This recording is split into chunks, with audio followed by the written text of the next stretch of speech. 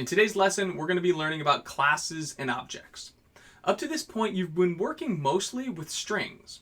Strings are a type of object, but now we want to expand that definition to the more broader concept of thinking about classes and objects and the relationship between them. The analogy that I like to use is to describe a class as the blueprint for an object, and an object is like the specific instance of that object. So for example, let's say you were learning to build a house, or you wanted to build houses.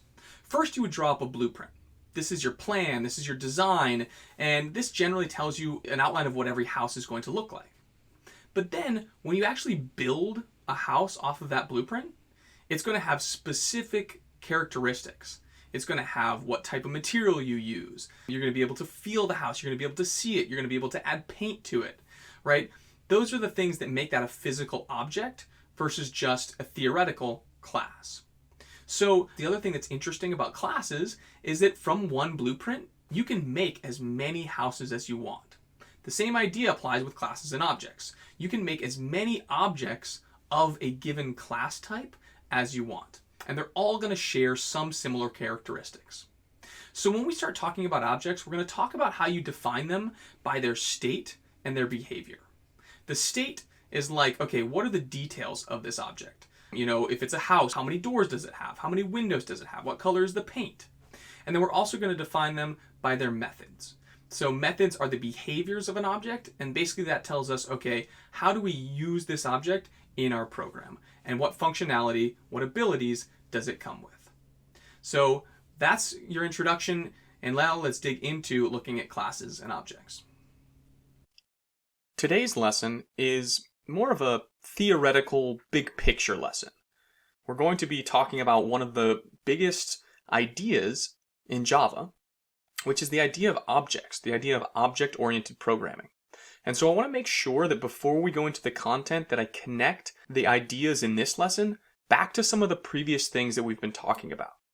Okay, so remember back in Unit 1, we talked about reference types and primitive types. You learned that these are two different categories of data type. And so for our examples down here, a string called myword, string is a reference data type. And there are lots of other reference data types. Another example is scanner. And then there are primitive data types like int and double and boolean. And remember that we treat these two things differently because the primitives are like the basic building blocks, but the reference data types are the more complex and the data types that you're going to be using in more of your advanced programming. And they're also the data types that we're going to talk about in this lesson, because another name for reference data types is class data types. And the reason we call them class data types is because the class of this data type is string, right? You wouldn't say that the class of this data type is int, because int is a primitive. But you would say that the class of this data type is string, because it's an instance or a copy of the string data type. So let's look at a couple examples here. Today in this lesson, we're going to talk about object versus class. Okay?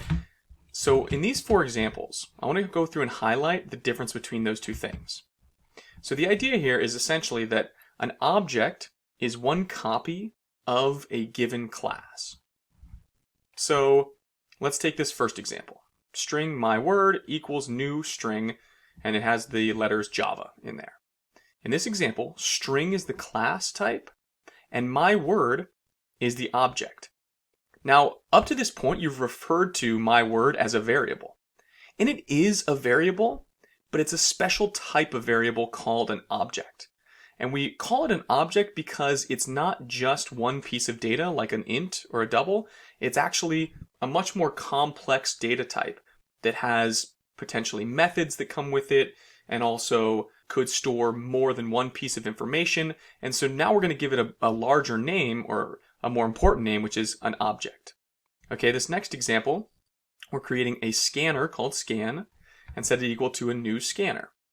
So in this example, scanner is the class, and then scan is the object. So this is one example of a scanner, right? It's one instance of a scanner. It's an object of the scanner type. And then these two examples are actually made up. I haven't written the dog class yet, but maybe for one of your, coding projects, you might decide you want to write a class of object that represents dogs. And so I'm using this example to illustrate that here, the dog is the class, and Fido is an object of the dog class. And then here we create another one, and I wanted to show you both of these because this illustrates that you can create multiple objects of a single class type, right? So in one way to think about it is that class types are like the blueprint for all of the objects you create. This is like the design. You're going to say, okay, this is what all dogs are going to look like, and then I can create as many different dogs as I want to. Okay, so that's sort of the big picture overview. We're going to follow this up with a little more in-depth explanation and some coding practice to show what's special about objects.